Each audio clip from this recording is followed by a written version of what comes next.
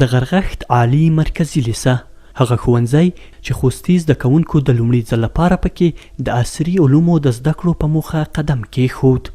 د غرغښت ښوونځي د نوم په اورېدو سره موږ له نن څخه پوره 8 کلونه تیر وخت ته ستنېږو. هغه مهال چې هیواد کې مو تازه د عصري علومو زده کړې پیل شوې او ټول افغانستان کې د ګوتو په شمیر ښوونځي نوي تاسیس شول چې له جملې یې د غرغښت ښوونځی هم د خوست ولایت په مرکز متون کې تازه د خوستي ماشومانو د ښوونې او روزنې په پار فعالیت پیل کړ. یاد ښوونځی چې په کال 1914 لمریز کې تاسیس شو 15 کاله وروسته یې د 8م ټولګي لومړی دوره فارغین ورکړل چې تر کلونو وروسته په کال 1940 لمریز کې یاد ښوونځی په متوسطه ښوونځي بدل شو چې تر 9م ټولګي پورې به پکې زده کړې کېدې.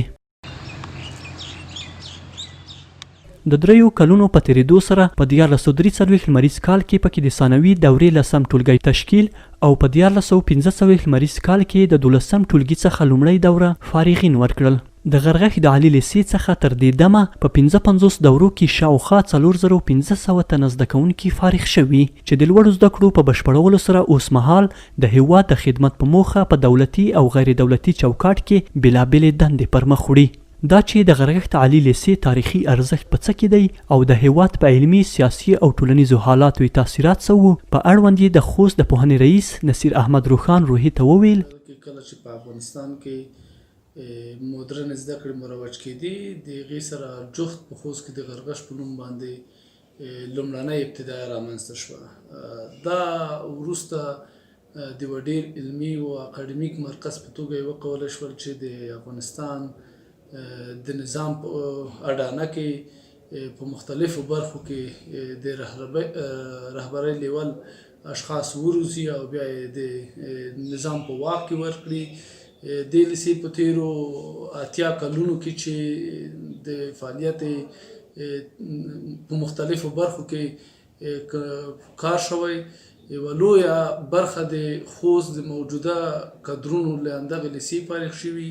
که په کل کې خپلې خبرې پرې راټولې کړو نو د غرغښت لیسه دا د خوست یوه تاریخي لیسه ده. د خوست په پرمختګ کې، د خوست په انکشاف کې، د ذهنونو په وده کې او په خوست کې تر ټولو مهم د عصري زده کړو په ترویج کې رول ډېر بارز دی.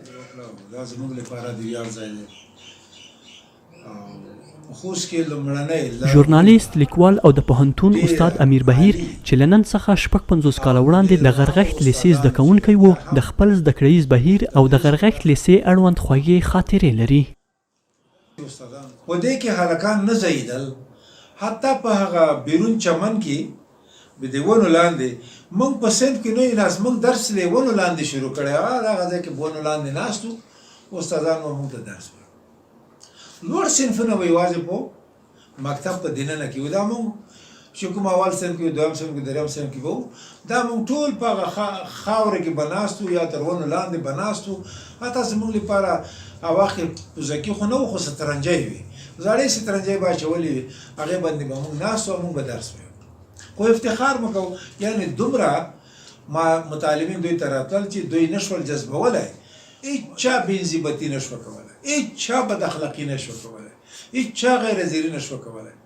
درس و، تعلیم و، زده کړه وه، مینه وه او د وطن سره محبت و. همدغه زموږ روحیه وه، همدغه زموږ د تعلیم و تربیې هغه معیار و چې موږ په هغې باندې روزنه کېدو.